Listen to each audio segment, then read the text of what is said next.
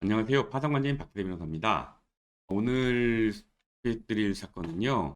1회 보고서를 낸 분인데 이분은 보면 2달 후로 속행 예정되어 있죠. 그다음에 면책 절차와 관련돼서는 의견을 보류했어요. 채권자 이의는 없었고 최근 주거는 주로 성북구, 강북구 이쪽에 살고 계시고요. 현재 월세가 이분이 5,590만 원에 살고 있대요. 이 부분이 좀 문제가 되시는 분이세요. 그다음에 직업 이력은 현재도 이분이 경제활동을 해서 실수령액이 한 250만 원에서 270만 원 사이 왔다 갔다 하시는 것 같아요. 이분 파탄 원인은 어머니 보증을 뒀다가 신용대출 받기 시작해서 좀 어려워졌고 이런 것들을 여러 차례 변제하다가 못하고 하다가 못하가 이런 것들이 좀 반복되다가 보험 해약도 하고 퇴직금 중단장로 방법에서 줄였지만 도저히 잘 안 되는 거예요. 왜냐하면은 결혼을 해서 생활을 하다 보면 이 생활비 등이 생각보다 많이 나가게 되잖아요.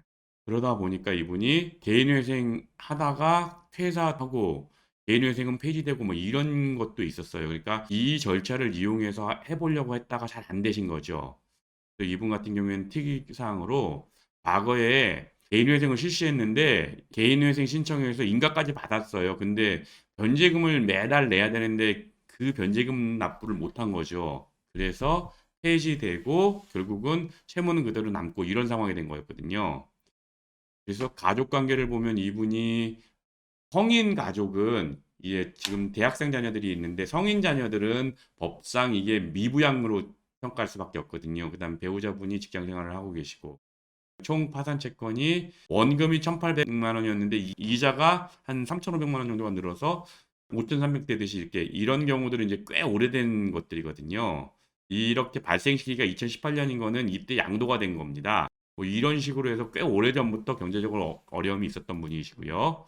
그래서 이분 같은 경우에는 지금 재산이 보험해약 환급금이 소액이 있고 예금도 소액이 있는데 주택임차보증금이 5,500만 원이에요.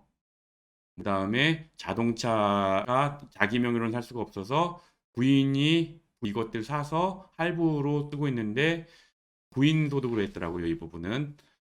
요렇게 됐을 때 문제는 뭐냐면 이분은 현재 수입이 268만 원이면 개인 파산을 진행하기에는 너무 큰 금액이에요. 사실 이건 개인 회생을 충분히 진행할 수 있는 사건이라고 판단될 수 있거든요. 그런데 이분이 연세가 좀 있으세요.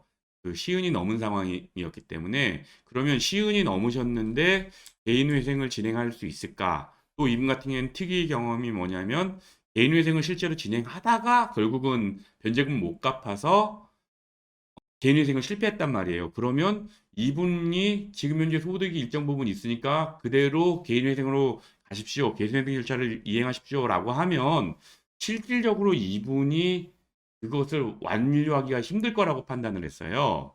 그래서 저는 이런 경우에는 사실은 임차보증금 같은 경우에 환가를 하는 경우도 있고 안 하는 경우도 있는데 이분 같은 경우에는 보면 채무자의 수입 및 부양가족이 없는 점 고려할 때 인정보험 환수한다. 그래서 이분은 돈을 이 임차보증금에서 보호되는 금액을 뺀 나머지 부분을 환수하고 개인회생이 아니라 개인 파산 절차, 면책 절차를 이용할 수 있도록 할 예정입니다. 그래서 이걸 보면 여러분들이 생각에 개인 파산인으로 가느냐 개인 회생이느냐 이게 딱 정해진 게 아니고요. 법상으로는 개인 회생 절차를 거칠 수 있을지라도 실질적으로 그것이 불가능하고 어렵다고 판단하면 개인 파산 절차에서 법에 정해진 절차대로 파산 면책을 받을 수도 있어요. 그래서 이분 같은 경우에는 개인 회생이 아니라 개인 파산 절차를 이용할 수 있었게 된 거고요. 일반적으로 이렇게 뭐 개인 파산이 되면 뭐 공무원이 될 수 없다라든지 공무원 자격이 당연퇴직 사유가 된다라든지 이런 사유를 빼면은 사실은 일반적으로는 경제적 면에서 보면 개인 파산이 일반적으로 채무자에게 개인회생보다 좀 더 유리한 경우들이 많거든요. 왜냐하면 더 어려운 분들을 위한 거기 때문에. 그래서 이분 같은 경우에는 형식상으로는 개인회생이 가능할지 몰라도 실질적으로는 개인회생 이행하기가 어렵다고 판단을 했기 때문에 개인 회생 절차로 진행하라고 안 하고 개인 파산 면책 절차에서 이 부분을 해결할 수 있도록 진행했습니다. 요런 부분 참작하셔서 여러분들이 혹시나 개인 파산이냐 개인 회생이냐 이런 거 고민할 때 잘 결정해서 진행하시면 될 것 같습니다. 예, 감사합니다. 구독, 좋아요 부탁드리겠습니다.